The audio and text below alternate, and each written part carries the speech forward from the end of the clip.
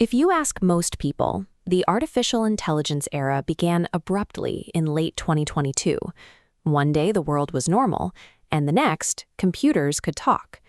But the capability to hold a fluid, seemingly intelligent conversation existed long before the public ever saw it. For years, the major tech companies had fully functional models locked away inside their research labs. The problem was how these systems behaved. The early versions were wild. If left unsupervised, they hallucinated, confidently inventing fake information, or generated highly toxic responses. The technology was ready, but it was entirely unpredictable. The people building these machines looked at the erratic output and made a deliberate, fear-driven choice to keep the doors tightly shut. The largest tech empires on Earth run on a very specific incentive structure: the search engine. A company earns money every time you click an ad-sponsored link. This animated flowchart illustrates the threat clearly. If an AI gives you a single, direct answer in a text box, you bypass the grid of clickable links entirely. When users stop clicking links, the revenue graph plummets to zero. A direct answer machine effectively dismantles the ad revenue engine that sustained these companies for decades. Add to that economic threat a massive institutional liability.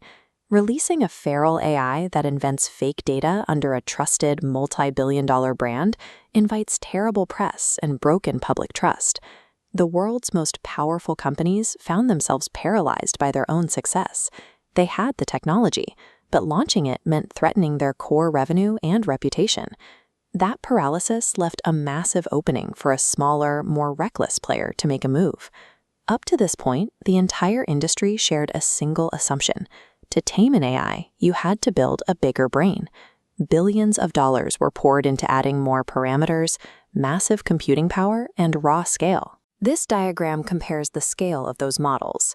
On the left is the industry standard, a massive cluster of neural network nodes. On the right is a tiny, isolated network, a fraction of the size, built by a small team abandoning the race for raw horsepower.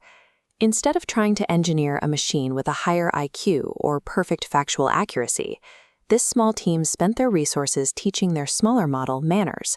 They focused entirely on making it polite. Raw intelligence didn't move the needle on public adoption. The breakthrough required a strategic layer of social grace. In effect, they built what was essentially a diplomatic translation layer. Humans spent thousands of hours manually interacting with the raw machine, correcting its tone and training it to behave. During this process, they rewarded specific conversational traits. The machine was penalized for being blunt, but highly rewarded for appearing to listen, apologizing, acting deferential, and gracefully refusing dangerous requests. This logic flowchart maps out an ironic outcome. Human testers evaluated the responses. A mathematically correct but blunt answer is rejected by the human judge. However, an output that contains factual flaws but is highly apologetic is accepted. People preferred a polite machine that confidently lied over a socially tactless genius. This specific etiquette training masked the worst dangers of the technology, creating a system tame enough to release. But a polite algorithm sitting on a server still lacked the right delivery vehicle to hook the general public. Until this point, interacting with artificial intelligence meant navigating a developer's cockpit. You had to understand jargon, manipulate sliders, and adjust complex parameters just to get an output. This layout shows the radical alternative they built. Every metric and slider was stripped away, leaving absolutely nothing but a single blank text field dominating an empty screen. That blank field issued a simple, implicit invitation: just talk to me. It forced the user to stop treating the interaction as a rigid software command and start treating it as a casual conversation. Hiding a massively complex mathematical system behind an aggressively simple interface lowered the barrier to entry entirely, and it set the stage for the final psychological trick. The machine has no memory. It completely forgets you the instant it finishes generating its reply. This animated diagram reveals the hidden sleight of hand. Watch as the simple user icon sends a text block to the machine icon, which processes it and sends a reply block back. Behind the scenes, the interface is engineered to secretly copy that exchange. Looking closely at the same diagram, every time you hit enter, the previous text blocks loop backward. They bundle together into a hidden tacket that is attached to your newest message before it ever reaches the machine icon. The system invisibly pastes the entire backlog of your chat back into the machine, forcing it to simulate context. As the looping of that hidden text packet accelerates, forming a smooth, unbroken cycle between the user and the machine, a profound psychological effect takes hold.